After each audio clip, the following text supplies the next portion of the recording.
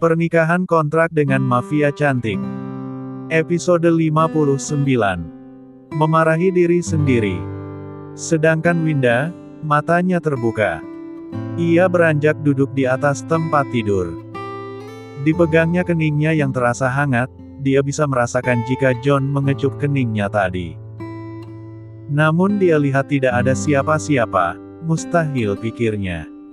Mungkin saja dia hanya bermimpi. Winda menoleh ke arah pintu ruang kerja John. Ia pun segera beranjak dan berjalan ke arah pintu itu. Kepalaku sakit sekali, untung saja aku bisa terbangun.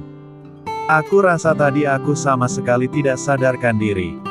Ada apa denganku akhir-akhir ini? Ceklek. La membuka pintu tersebut dan melihat ke dalamnya. Senyuman terukir di wajah Winda, melihat John yang tengah terlelap. Ia pun menutup pintu itu dan kembali ke tempat tidur. Melanjutkan istirahatnya. Keesokan paginya, John terbangun karena mendengar bunyi ponselnya. Segera ia meraba balik bantalnya, dilihatnya nama yang tertera di layar panggilannya. Ayah. Dengan cepat John mengangkatnya. Ya ayah. Ada apa sepagi ini kau menelponku? Tanya John dengan suara lesu. Sembari melirik jam yang tergantung di dinding. Masih menunjukkan pukul 7 pagi. Ayah baru saja sampai, temui ayah di kantor 20 menit lagi. Apa kau lupa? Sebentar lagi pertemuan kedua para pemegang saham akan diadakan pagi ini jam 8. Cepatlah bersiap, dan temui ayah 20 menit lagi di kantormu. Panggilan terputus. Sid, bagaimana bisa aku melupakan pertemuan itu? John panik dan langsung beranjak pergi ke dalam kamar mandi. Membasuh wajah dan membersihkan diri secepat mungkin. Ah, tubuhku terasa sakit karena tidur di sofa. Gerutunya seraya membasahi tubuhnya dengan guyuran air hangat shower.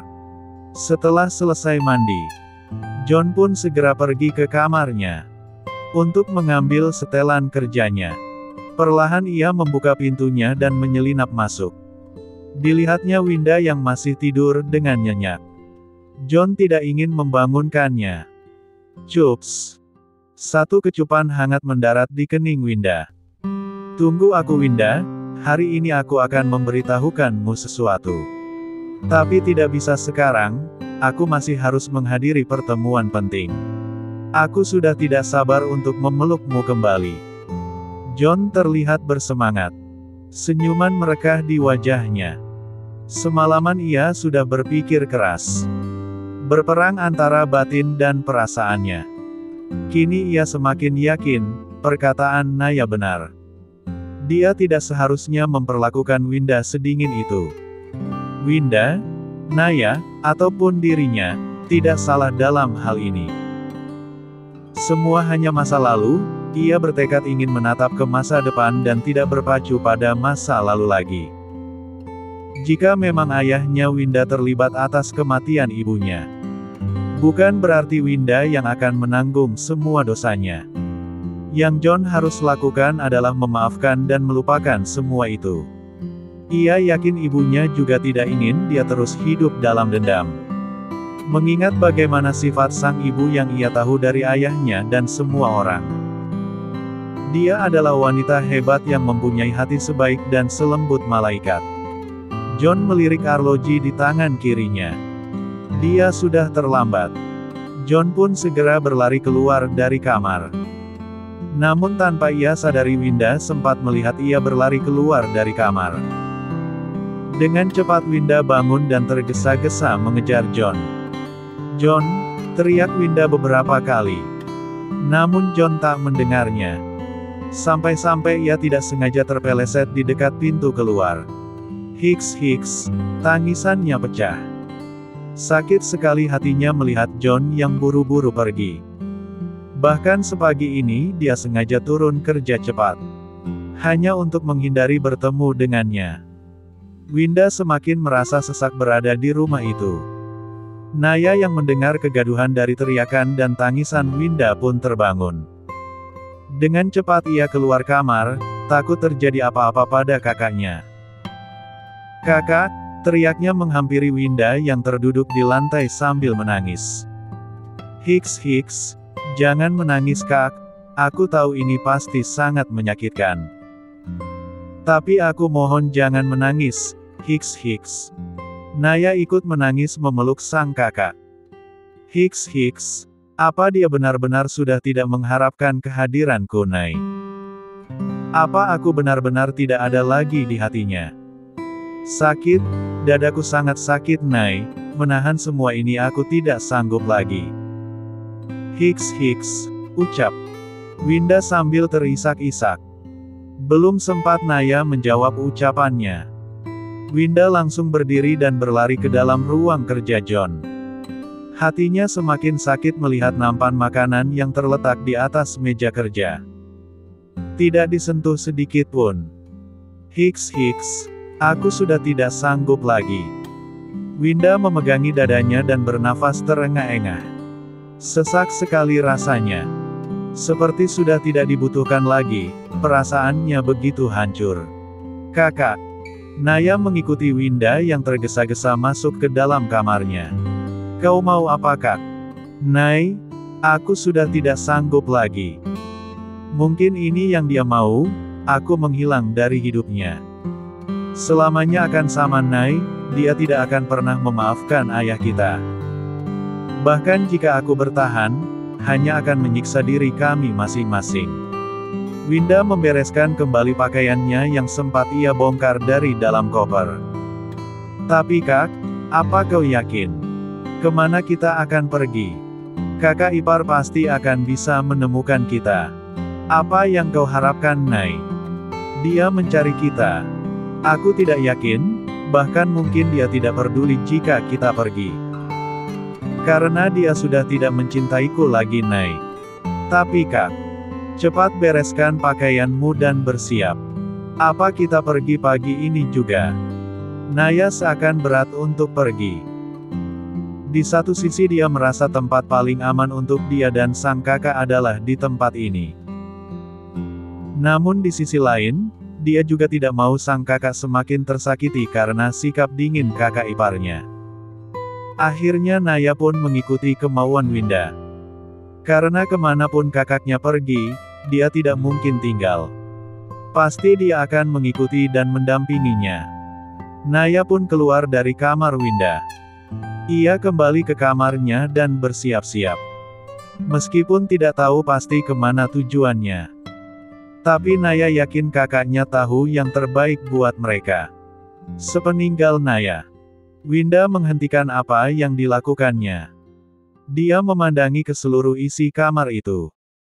Sedih rasanya karena harus meninggalkan sejuta kenangan indah di kamar itu bersama John.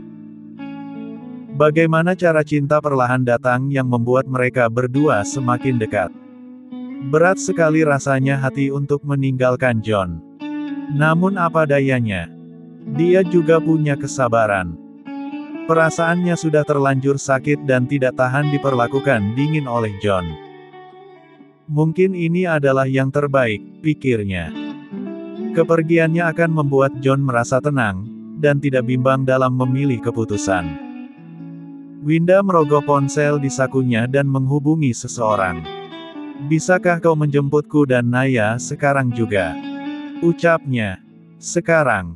Sepagi ini. Balas seorang pria di seberang panggilannya, yang tak lain adalah Justin. Nada bicara Justin seakan tidak percaya. Iya, sekarang. Apa kau yakin? Apa kau sudah membicarakannya dengan John tentang itu? Aku tidak mau kau akan menyesal di kemudian hari Winda. Kenapa?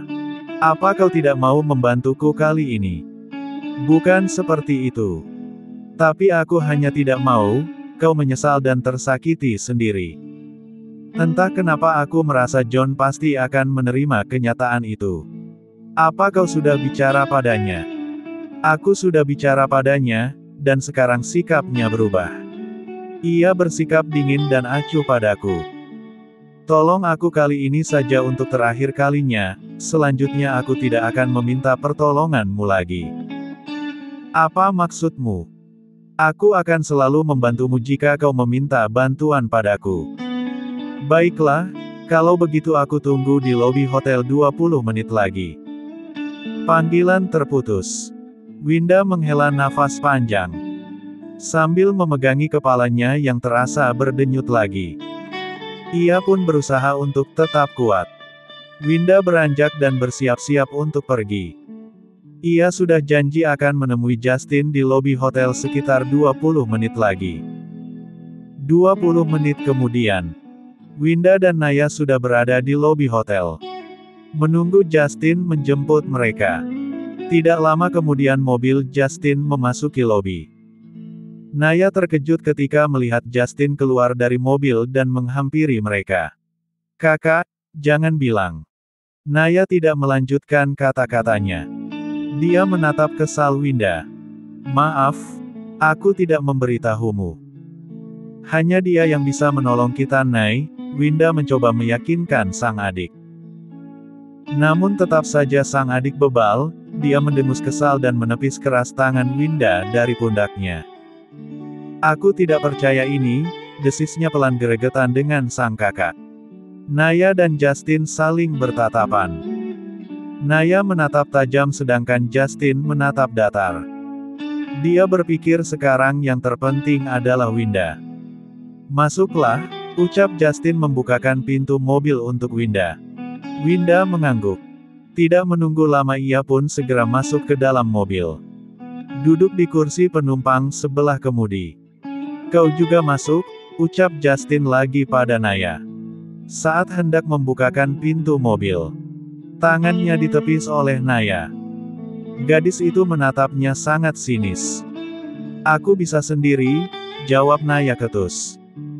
"Dasar aneh," gumam Justin pelan sambil geleng-geleng kepala. "Pria gila. Aku tidak akan melupakan kejadian malam itu. Dia hampir membunuhku, jika aku terjatuh saat itu dan mati. Dia adalah orang pertama yang akan aku hantu-hantui. Akan aku cekik dia sampai mati." Gerutu Naya pelan. Namun masih bisa terdengar di telinga Justin. Tanpa ia sadari bibirnya membentuk senyuman. Mendengar gerutuan Naya tentangnya. Sangat lucu, sampai tidak sadar ia tersenyum sambil geleng-geleng kepala. Justin pun berjalan memutari mobil dan masuk di kursi kemudi. Ditatapnya Winda yang masih memandang ke arah dalam hotel. Seakan berharap sesuatu yang tidak mungkin terjadi. Air mata Winda menetes satu persatu. Namun dengan cepat ia usap. "Jika sangat berat untuk pergi, kau masih bisa kembali Winda. Aku tidak akan memaksamu," ucap Justin. Winda tersentak dan menoleh ke arah Justin.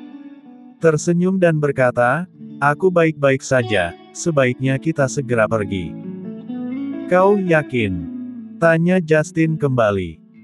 Karena dia kurang yakin melihat wajah Winda yang begitu menampakkan kepedihan yang mendalam. "Aku yakin," jawab Winda mengangguk dan tersenyum kembali. Dek. Justin tersadar. Baru kali ini dia melihat Winda yang seperti ini. Ia ingat bagaimana Winda dulu meninggalkannya. Tanpa rasa berat Winda pergi begitu saja. Tapi kali ini, dia melihat Winda yang begitu menyedihkan. Dirinya sendiri memilih pergi sedangkan hatinya memilih untuk tetap bertahan. Walaupun sakit, namun Justin berusaha untuk tetap tegar. Dia sudah merelakan Winda, apapun pilihan hati Winda. Dia tidak punya hak untuk melarang atau memaksanya. Justin pun mulai menancap gas melajukan mobilnya menuju bandara. Di sepanjang jalan, Winda hanya menatap sendu keluar jendela. Setetes demi tetes air matanya sudah tidak bisa ditahan lagi. Akhirnya ia menangis tanpa suara. Membuat suasana di dalam mobil itu menjadi sedikit canggung. Naya juga tidak bisa berbuat apa-apa, memang seharusnya kakaknya itu menangis. Karena jika ditahan akan sangat sakit nantinya. Begitupun dengan Justin. Membiarkan Winda menangis agar tidak akan ada penyesalan nantinya. Dia yang memilih untuk pergi, jadi ia juga harus menahan rasa sakit itu sendiri. Di bandara, Justin mengantarkan Winda dan Naya sampai di ruang tunggu. Ia memberikan paspor dan visa pada Winda dan Naya. Winda menatap Justin dengan mata sembabnya, akibat menangis. "Terima kasih ya, kau sudah mau membantuku." "Sama-sama, aku akan selalu membantumu Winda," ucap Justin tersenyum, tangannya menggapai pucuk kepala Winda dan mengusapnya lembut. "Ini tiket ke Berlin, semoga kau dan Naya betah di sana. Kau akan dijemput oleh anak buahku. Untuk sementara kau bisa tinggal di rumah ayahku. Dia tinggal sendiri, dia juga akan sangat senang jika kalian berdua datang dan menemaninya. Aku akan menyusul ke sana saat pekerjaan di sini sudah selesai," jelas Justin sembari memberikan tiket penerbangan ke Berlin yang akan berangkat 5 menit lagi. "Tapi aku..." "Jangan keras kepala Winda, aku tidak mungkin membiarkanmu dan Naya tinggal sendiri di kota asing itu.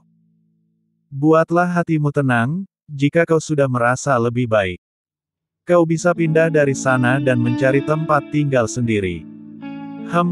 Baiklah. Sekali lagi terima kasih." Winda pun memberikan pelukan terakhir untuk Justin. Lalu ia segera menarik kopernya masuk ke dalam garbrata menuju dalam pesawat. Meninggalkan Naya dan juga Justin. "Ini," ucap Justin seraya memberikan tiket penerbangan milik Naya. Dengan keras Naya mengambilnya dari tangan Justin.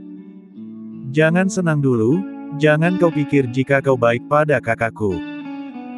Aku akan melupakan semua yang sudah kau lakukan pada kami sebelumnya. Aku masih mengingatnya dengan jelas." Naya menunjuk dada Justin dan langsung berlarian kecil mengikuti langkah sang kakak masuki garbrata menuju dalam pesawat. Sedangkan Justin, terpaku diam menatap Naya pergi. Setelah menghilang dari pandangannya, Justin menghela nafas panjang. Ia mengusap wajahnya sambil mengumpat. "Sid, apa yang akan aku katakan pada John? Dia tidak akan memaafkanku. Tapi mau bagaimana? Dia yang sudah menyakiti Winda dengan sikapnya yang dingin. Aku sangat tidak tega melihat Winda sampai meneteskan air matanya. Kau harus menerimanya John." Kini Winda telah pergi. Dengan cepat pagi berganti siang. John bersandar di kursi kerjanya. Ia menghela nafas lega karena sudah menyelesaikan pertemuan penting itu. Sang ayah juga sudah kembali ke Beijing. Semuanya sudah beres. Kini tinggal hal yang sangat penting yang harus ia selesaikan. Masalahnya dengan Winda. John begitu bersemangat untuk segera pulang dan bertemu Winda. Tidak sabar untuk memeluk Winda dan memberitahukan jika hatinya sudah berdamai. Dia sudah menerima kenyataan itu, dan memilih untuk melupakan masa lalu. Membangun masa depan bersama dengan Winda. "Tok tok tok. Masuklah," ucapnya. "Tuan, ini dia bunga yang Anda minta." Ken memberikan sebuket mawar biru sebagai tanda permintaan maaf. "Terima kasih Ken, apa kau juga sudah menyiapkan yang aku minta?" "Sudah Tuan, semua sudah beres. Saya sudah menyiapkan makan siang romantis untuk Anda dan Nona Winda." "Baguslah, kau ikut denganku pulang ke rumah." "Baik Tuan." John pun segera berlalu pergi keluar dari ruangan kerjanya. Sambil membawa buket bunga itu, dengan diikuti Ken di belakangnya. Senyuman merekah di wajah John. Tak henti-hentinya dia menatap layar ponselnya yang menampakkan jelas wajah Winda di wallpaper depannya. "Tunggu aku Winda," ucapnya. Ken yang melihat tuannya begitu bersemangat, ikut merasa senang. Akhirnya sang tuan bisa berbaikan lagi dengan istrinya. Karena Ken juga memiliki pendapat yang sama. Jika itu hanyalah masa lalu, Winda dan Naya tidak salah dalam hal ini. Sebuket mawar biru yang cantik berserakan di lantai. Ketika John meremas dan menghempaskannya dengan keras ke sembarang arah. Ia berteriak keras memanggil Ken yang menunggu di ruang tamu. "Ken, cepat kemari." Ken tersentak kaget dengan sigap ia langsung berlari menghampiri John di kamarnya. Dilihatnya buket mawar itu berserakan di lantai. Ken juga melihat baju-baju dari dalam lemari John. Terhambur keluar semua. "Ada apa tuan?" tanya Ken dengan getir. "Di mana Winda?" John menatap Ken dengan raut wajah tak karuan. La juga mengacak-acak rambut dan mengusap wajahnya dengan kacau. "Maaf tuan, apa maksud Anda?" "Nona Winda. Saya tidak. Saya akan mengecek CCTV." Sempat terbata-bata namun Ken langsung mengerti apa yang terjadi. Ia langsung pergi meninggalkan John. Ken berlari menuju ruang pemantau CCTV, untuk mencari jejak terakhir Winda dan Naya. John panik dan kebingungan harus berbuat apa. Kepalanya seakan mau pecah. Kemana Winda pergi membawa Naya dan semua pakaiannya? Apa Winda benar-benar pergi dan tidak akan pernah kembali lagi? "Winda Roses!" teriak John memanggil nama Winda. Tiba-tiba saja dia teringat pada seseorang yang mungkin tahu di mana Winda berada. John pun segera keluar dari kamarnya dan bergegas mengambil kunci mobilnya. Turun menggunakan lift khusus menuju parkiran mobil. Dengan langkah cepat dan hati yang sudah menggebu-gebu, John mengemudikan mobilnya dengan kecepatan penuh. "Winda, kau di mana? Kenapa? Kenapa kau pergi? Maafkan aku yang salah. Seharusnya aku tidak memperlakukanmu sedingin itu. Aku menyesal, tolong maafkan aku." "Sial," pekiknya sembari memukul-mukul setir kemudi dan mengusap wajahnya frustasi. "Brengsek kau John, kau memang brengsek." Ia kesal pada dirinya sendiri berulang-ulang kali. Seharusnya kau sadar dari awal, dan tidak membuatnya menangis. Kau memang bodoh John, bodoh, bodoh, bodoh. Lagi-lagi ia merutuki kebodohan yang sudah ia perbuat sendiri.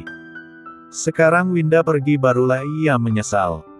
"Winda, aku sangat mencintaimu. Apa artinya aku tanpamu Winda? Sayang, kembalilah." John merogoh ponsel di sakunya dan mencoba menghubungi nomor telepon Winda beberapa kali. Namun nomor tersebut sudah tidak aktif lagi. Begitupun juga dengan nomor telepon Naya. John semakin kalut dan frustasi. Ciit. Ban mobil John berdecit saat dia mengerem dan memarkirkannya di halaman rumah yang mewah dan besar. Dengan cepat John keluar dari mobil dan menuju pintu utama rumah tersebut. Namun ia ditahan oleh beberapa orang pria kekar berpakaian serba hitam. "Maaf tuan, Anda dilarang masuk," ucap salah satu pria kekar itu. John menoleh dengan tajam. "Lepaskan tanganmu dariku, jika tidak ingin tangan itu menjadi makanan anjing peliharaanku." Seketika bulu kuduk pria kekar itu berdiri. Ternyata pria di depannya itu tidak kalah menyeramkan dari bos mereka. "Maaf," ucap pria kekar itu pelan. Seraya melepaskan tangannya dari pundak John. "Saya ingin bertemu Justin, katakan padanya sekarang juga." "Maaf tapi Tuan Justin sedang tidak ada." "Bohong," teriak John secara tiba-tiba.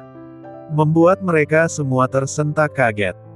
Pintu pun terbuka. Nampak Justin yang ditemani asisten pribadinya berdiri di ambang pintu menatap tajam ke arah John. "Ada apa kau mencariku? Hingga membuat keributan seperti ini," ucap Justin ketus. "Kita harus bicara," balas John dingin. Ia pun hendak mendekat namun lagi-lagi ditahan oleh pria-pria kekar tadi. Membuat John mendengus kesal dan menatap tajam pria-pria itu. "Tidak apa-apa, biarkan dia masuk," ucap Justin. John pun diperbolehkan masuk. Bersambung.